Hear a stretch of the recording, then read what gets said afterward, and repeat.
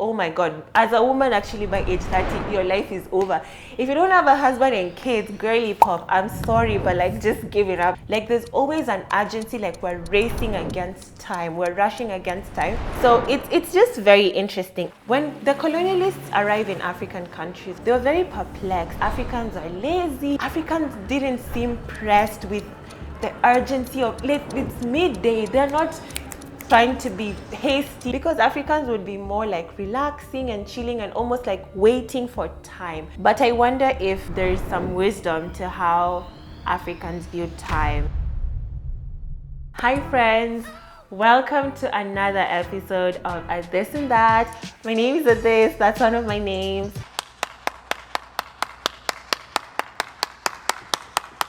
Thank you for tuning in. I'm really excited to share with you the topic of today because it's a topic I'm very excited about. I hope you'll be excited with me.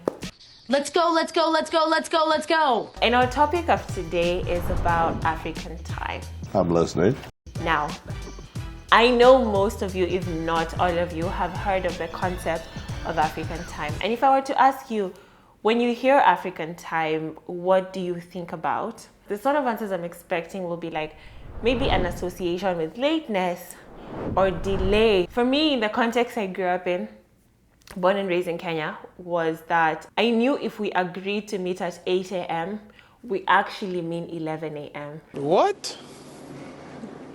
Bro, what are you talking about? Right? Like, it's just almost like general knowledge, like an assumption or like an understanding, an unspoken understanding between parties that there's an allowance. So when we say 8, it's more of a guideline on when you should wake up. Do me a favor, please. Get out of here. Get out of here, man. So that's the time you should wake up. And then by 11, we'll be ready to meet, right? And it's not just Africans. I know even in the context of like maybe the US and Canada, with Black peoples, there's this assumption that they're gonna be late, there's gonna be a delay, or there's an allowance, right? There's always a time allowance. And maybe even across other cultures that are maybe not Western or white. And as I was thinking about this concept of African time and all of that, I was like, why does the African conception of time involve that allowance or delay or even lateness, so to speak? And so I did a bit of digging into how Africans view time and viewed time in their past societies. And I came across a philosopher from Kenya whose name is John Mbiti. He's a professor of African philosophy and religion. So John Mbiti, the research he's done, and he specifically, to be fair, even when he says African time, he specifically researched African communities in Kenya, and he focused on the Kikuyu and the Kamba, which are two communities in central and eastern Kenya. According to Mbiti, how Africans viewed time was not set, like the way we view time today of like, it's noon, let's go for lunch. It's 8, let's set an alarm, let's wake up, it's time to go for work. It was quite the opposite actually. It was like, it's time to milk the cows, which means it must be this and this time, right? So, a few examples. One, among the Yoruba community in southwest Nigeria, time was tied to events. So, for example, I'm going to read a statement.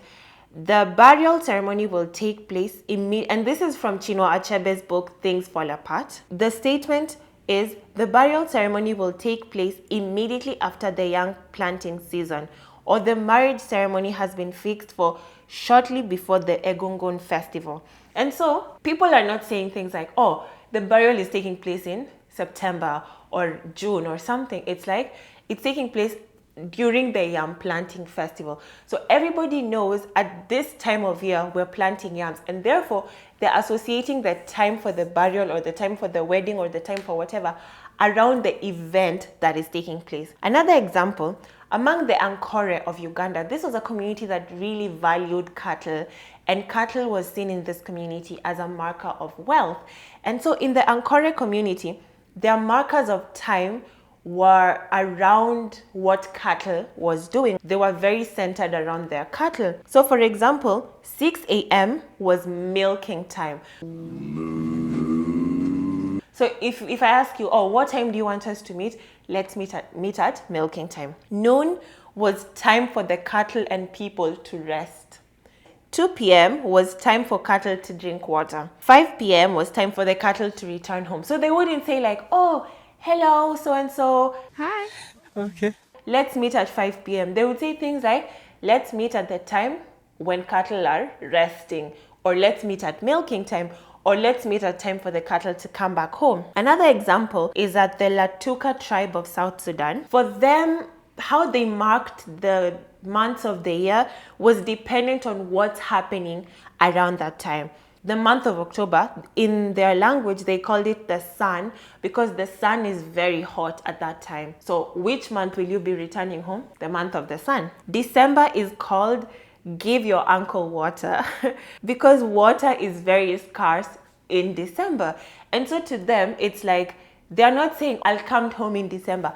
I'll come home during the month of give your uncle water. February is called let them dig because it's the time that people begin to prepare their fields for planting.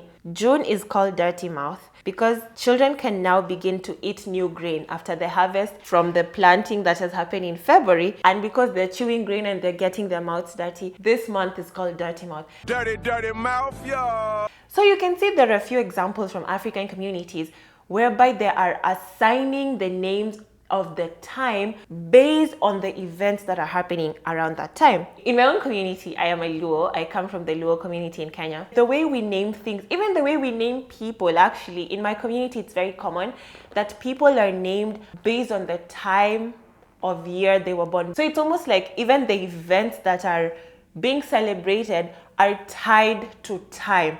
So for example, my name, Here I come. Adis, right, is a shortening of the name Adhiambo, which means one who is born in the evening, right? So it's just very interesting. And even in the Luo community, or in the Luo, which is how we call our language, we have things like early morning or dawn, like very early in the morning. We won't say it's 4 a.m. or it's 5 a.m. We'll say it's Kogwen, which means cock crow. It's the time the cock crows, right? Or around midday is called Odierchieng, which means it's the middle of the hot sun. So no one will tell you, oh, let's meet at noon. It's gonna be let's meet at the middle of the hot sun. Chun Otieno means the middle of the night. So no one's gonna tell you let's meet at midnight or let's meet at 1 a.m. in the night. They're gonna say let's meet in the middle of the night. What are we gonna do? That's literally it. And when I saw this, I was intrigued because it became very apparent to me that how Africans view time is a tool of marking the occurrence of events rather than events marking the passage of time. So it was almost like they governed time, which I think is quite different from how we view time right now. I think currently in our society today, we are governed by time. We say, well, it's 8 a.m., it's time for me to go to work. It's noon, it's time for me to have lunch. Like, we do things in response to time. So time is governing us. Whereas my understanding or interpretation of how Africans viewed time was that they didn't even think of time as a standalone thing. If anything, time was an indicator of events that have happened. And Mbiti actually says that the concept of the future did not actually exist in African society. Let me clarify what I mean. Mbiti himself says, he makes a statement that says, in African societies, the past is very long and the future is very short. For example, think about the name for future in your language. I asked a few people this to tell me the name of the future as a concept, the future in their language. And for most people that I asked who are Africans, they couldn't tell me a specific word that indicates the word future. If anything, people would say things like the days to come. Like there's no word for future. And Mbiti uses Swahili to make his point. So he says in Swahili, the word for past is zamani, and then the word for present is sasa.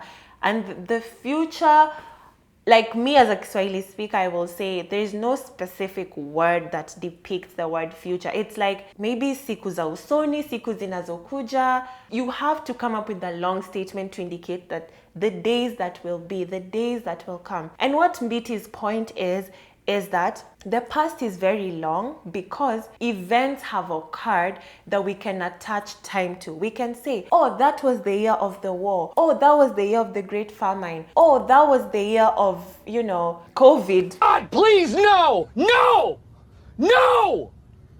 No! But the future does not exist because there's no events that have occurred to actually mark that time. And because in African society, time was governed by events rather than vice versa, they would have to wait for events to happen so that they can say that time has passed. Now, when the colonialists arrive in African countries or in African societies, they were very perplexed, and their perception was that Africans are lazy, Africans are just sitting around doing nothing, because they would find that Africans didn't seem pressed with the urgency of, it's midday, these Africans are just sitting around, they're not pressed, they're not like trying to be hasty, make hay while the sun shines, because Africans would be more like relaxing and chilling and almost like waiting for time, waiting for the event, waiting for the time for the cows to come home so they can go for the cows, waiting for the time to milk the cows so they can they were waiting for the event to mark that the time has passed. And of course, with the implementation of colonization and formal education or Western education and all of that, as Africans, we started following a calendar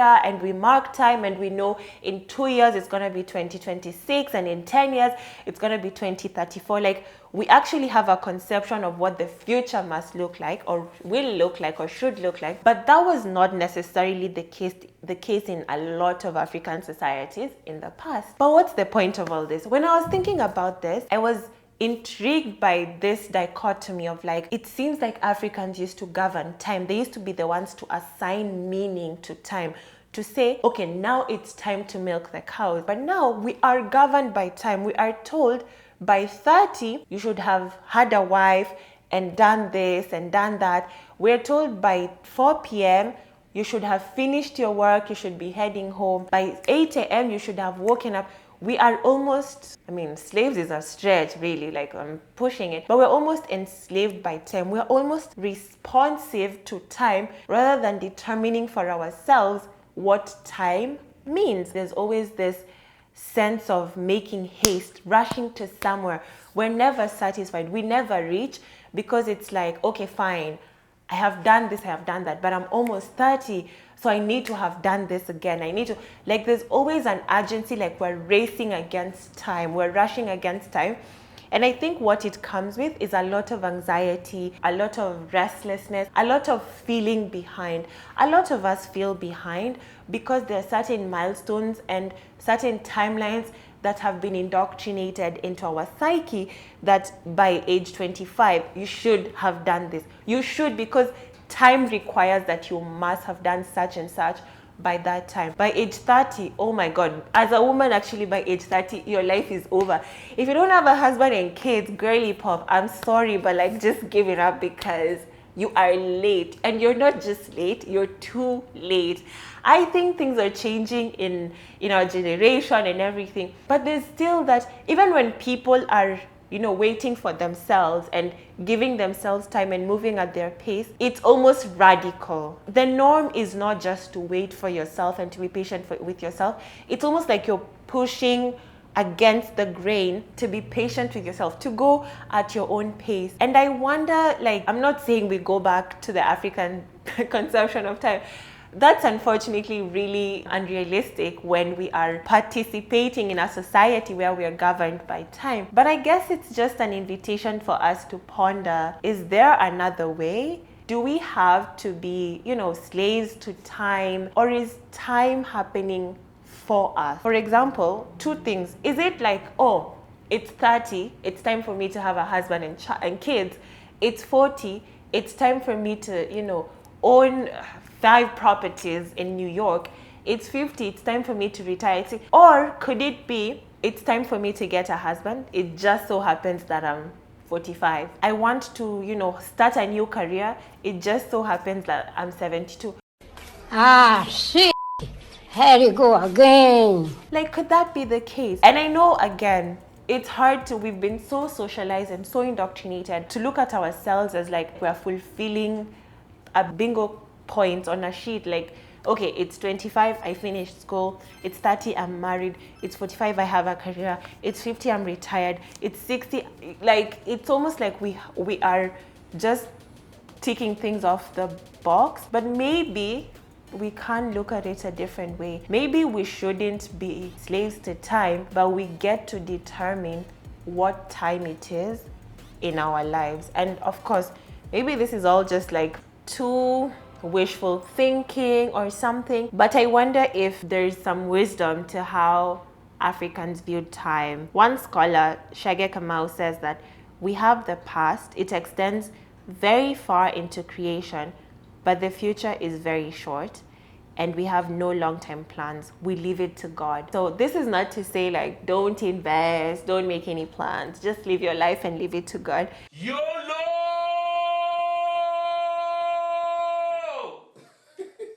No, but I wonder if there's some wisdom to this idea that time is something that we create and that it is meaningless unless we are there to experience it. And maybe not to be too governed by time, but to take charge of our lives and to experience our lives in the radical and authentic way that we would want to. What are your thoughts? Do you think this is all just some hubris and some wishful thinking? Do you actually think it's possible to reclaim our conception of time and our governing of time in our own little ways, even as we live and we hope to succeed in a society that is so governed by time and timelines and milestones? Let me know what you think. Thank you for listening. I'll catch you in the next one. Remember to like, share, subscribe, comment, and thank you for watching. Bye. Girl. Okay, let me take a step back. I'll have to edit all this part out. Oh my God, stop! Anyways. Oh wait, I missed that one where he says, what does he say?